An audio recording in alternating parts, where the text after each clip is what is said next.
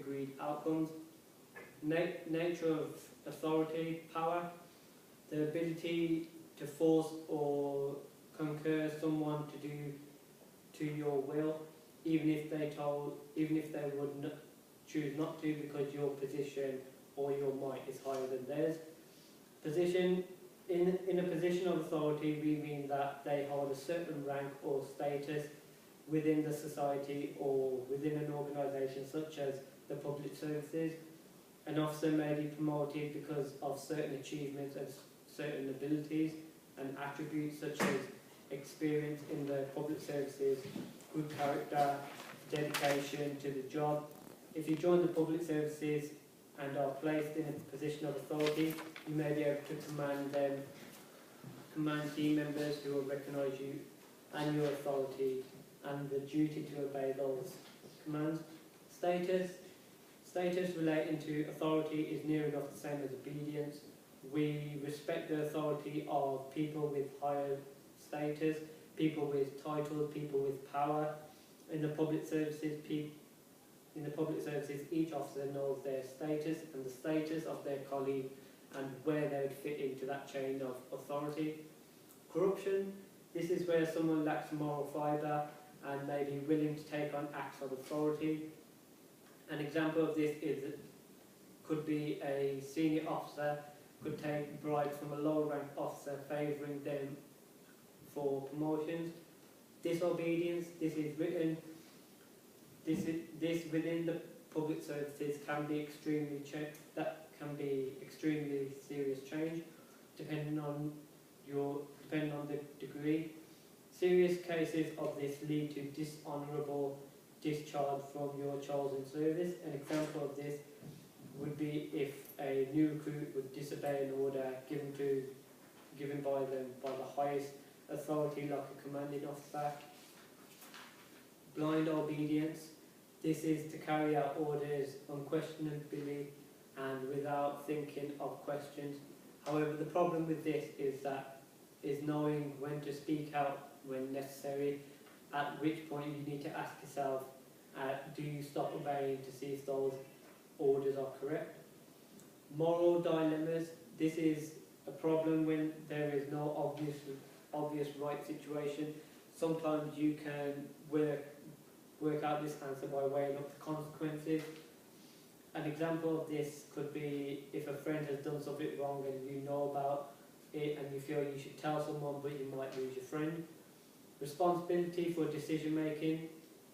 This rests with the senior officer in charge, and a good leader would take responsibility for their decisions and stand by them no matter what the consequences are. Authoritarian, high-ranking police officers will use this leadership style to make sure that police constable is following the procedures correctly. Dictatorial leadership style is basically a dictatorship leadership style, so that the armed forces discipline act if commanders are not following it properly. A higher ranking officer above them would dictate what they do and where they should go and see if they are following it correctly. Consultative. This leadership style is an advising role, so the inspectors will advise sergeants to make sure police constables are following the sections of the law properly.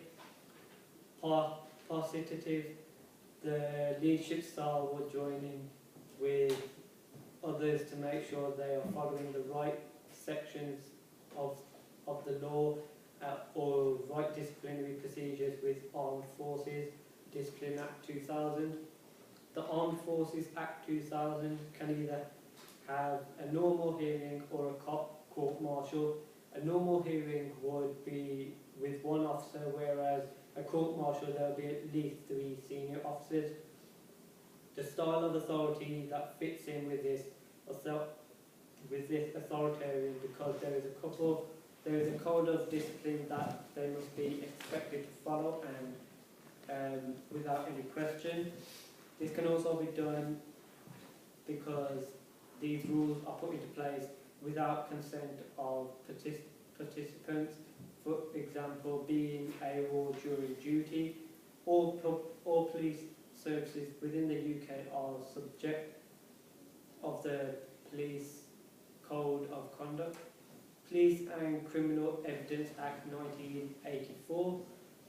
This was brought in because of complaints of how police were treating suspects, e.g. always asking if they have any medical conditions or if they have any mental illnesses.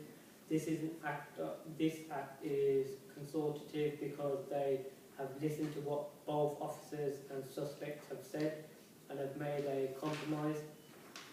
Fire Service and Rescue Act 2004. This sets out a variety of duties and powers which fire and rescue authorities can promote fire safety and respond to fires, road traffic, accidents and emergencies. This is participated because they can provide different needs for different communities. This is participated leader because before this act was created, they would have taken the view of both public and the fire officers about what's right for them. And that's it for authority. Authority is important because, especially in public services, it like sort of the day-to-day activities, it's like if you've been told to do something and you follow through, that's conformity. And to have it in the public services is so needed. It's like, you know, for example, the main thing it's used in, and the same with obedience, is the forces. I mean, if you think, like Rav mentioned earlier, the army, it's if you've been told to do something, you're going to go through with it and do as you're told and follow through with the order. And that's how conformity works, and that's basically what conformity is. And that's why it's so important, because it keeps people in line. Because if you've been given an order by a person high ranking in the army, you're going to do it because that's what you're there for. And if we didn't have conformity there to put people in place, we wouldn't have a system of where people are doing as they're told and getting on with the orders that are given to them. So even if they've been told to wash the floor, or they go through it because they've been told what to do by a higher ranking. So it's respect for the higher authority, and it's conformity. That's basically what conformity is. It's just having it there in place to go through with.